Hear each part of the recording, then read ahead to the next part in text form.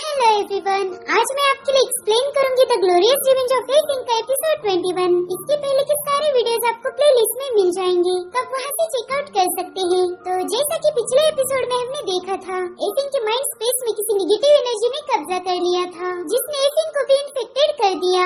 साथ ही बाइशंग सेक्ट के हेड होंगी को एसिंग के कल्टीवेशन के बारे में पता चल गया। वही ब्लैक फैंटम हॉल के मास्टर ने नानगोंग फैमिली को खत्म कर दिया। उनमें से बस लीन ही जिंदा बच गई थी, जिसके बाद होंगी ने ब्लैक फैंटम हॉल के मास्टर को मार दिया।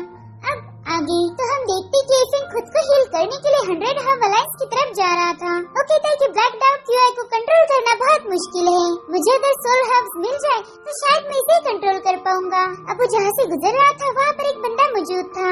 ये 9 हेवंस डार्क पैलेस का फर्स्ट सेंट बायून था। वो कहता है एसिंग, मेरे अलावा बस तुम ही एक हो जिसने बाइडन की 12वीं लेवल पर कल्टीवेट किया है। इस दुनिया में हमारे जैसा कोई नहीं, मगर ऐसे स्ट्रॉन्ग पावर वाले लोगों को एक तो मारा जाता है या फिर कुछ लालची लोग उनकी पावर छीन लेते हैं। इसलिए मैं तुम्हें सलाह दूंगा कि थोड़ा बच के रहना। तो एसिंग हंसते हुए कहता है कि मुझे ताज्जुब हो रहा है कि अभी तक तुम कैसे जिंदा बच गए। तो बायून कहता है मैं तुमसे थोड़ा डिफरेंट हूँ। और तभी एसिंग उसके पास अटैक करने आ जाता है। एसिंग उसकी बनाई शील्ड को ब्रेक करके उसके गले को पकड़ लेता है। एसिंग कह रहा था, हाँ तुमने सही कहा, तुम मुझसे बहुत ज्यादा डिफरेंट हो, शायद तुम मेरे जितने पावरफुल नहीं हो। अब एसिंग उससे पूछ रहा था कि क्या तुम पहली बार घर से बाहर निकले हो? अगर ऐसा है तो शायद तुम्हें आज तक किसी ने धोखा नहीं दिया और ना ही तुम्हें किसी ने रिजेक्ट किया होगा।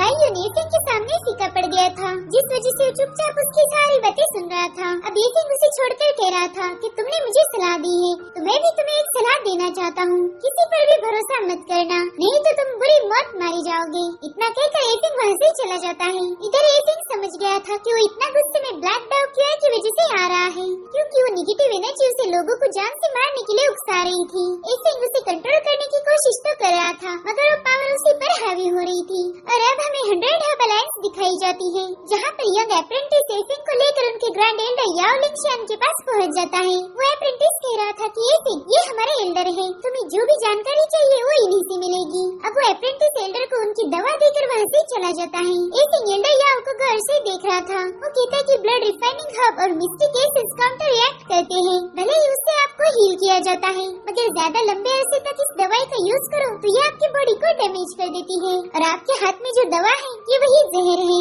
अगर आपको इसे लेना ही है तो पहले इसे अच्छे से रिफाइन करो, रिफाइनमेंट के बाद आप इसे कंज्यूम कर सकते हो। जिस पर याओ कहती है कि तुम्हारी बातें तो मेरे समझ आ रही है, अगर ये रिफाइनिंग होती क्या है? तो एसिंग उन्हें कुछ नहीं बताता। वो कहता है कि मैं एसिंग हूँ और आपके पास सोल हब लेने आया था। क्या आपके पास कोई सोल हब है जिससे हमारी सोल की पावर्स को इनहेंस किया जाए? तो याओ कहते, लड़के तुम जो चाहे वो हब ले सकते हो, मगर पहले मुझे ये बताओ कि तुम रिफाइनिंग के बारे में क्या बोल रहे थे। अब वो एसिंग की तरफ बात करने के लिए जा रहे थे, मगर एसिंग को उनकी बॉडी से अजीब सी बदबू आ रही थी। वो कहता है, एल्डर मेरे ख्याल से आपकी बॉडी में ढेर सारा पॉइजन है, आपकी ऑरा बहुत बदबू मार रही है। तो याओ कहते, बच्चे तुम उसकी टेंशन मत लो, मुझे बस इतना बता दो कि रिफाइनिंग क्या होती है। तो एसिंग उन्हें रिफाइनिंग का डेमो देने लगता है। वो कहता है कि ये देखिए, इसे अल्केमी फर्नेस कहा जाता है।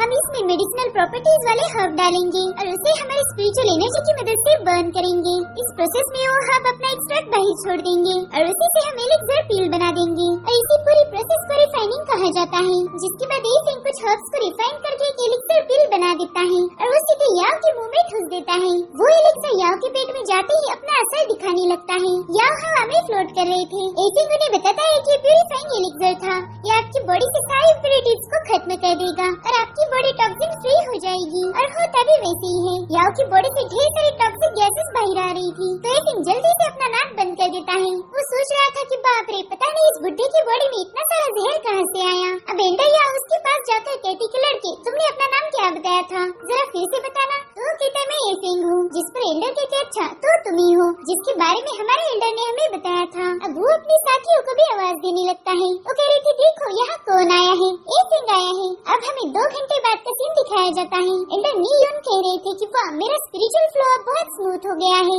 साथ ही एल्डर चांग फेंग कह रहे थे कि एसिंग का एलिक्सर तो जादुई है, इसने हमें हील कर दिया। दरअसल ये दोनों भी 100 हब अलायंस के सेकंड और थर्ड एल्डर थे। एसिंग उन्हें बताता है कि मेरे एलिक्सर ने तुम्हारी बॉडी को हील कर दिया है, साथ ही उसमें से सारा जहर भी जा चुका है। लेकिन अगर आपको पूरी तरह से रिकवर होना है तो जल्दी से इस दवा को लेना बंद कर दीजिए।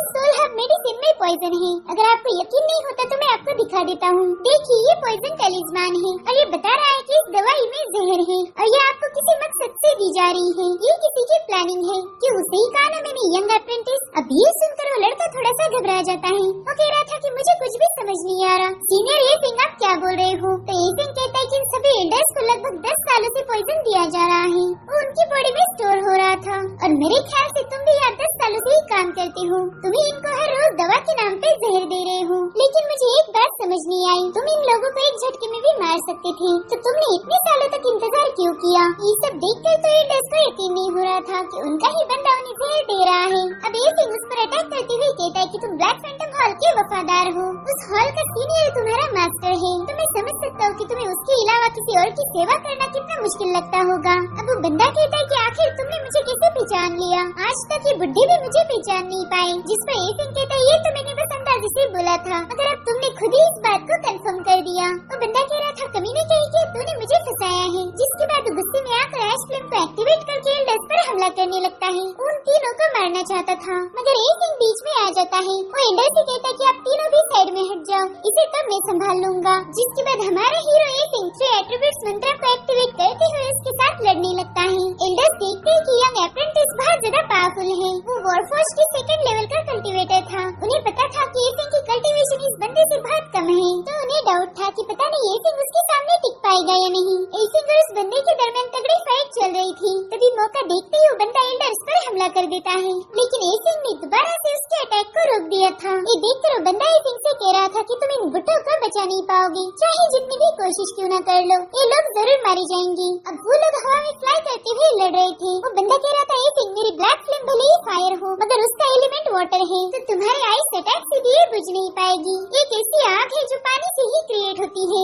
अब ये सिंह भी अपनी खास टेक्निक स्वैन पैसेज को एक्टिवेट कर देता है। वो उस बंदे ने किए सारे अटैक्स को डच करता जा रहा था, जिसके बाद ये सिंह उस पर आइस अटैक कर देता है। ये सिंह की इस अटैक की वजह से उसे गजब का दर्द हो रहा था। अब ये सिंह उसे एक लात मार के नीचे गिरा देता है।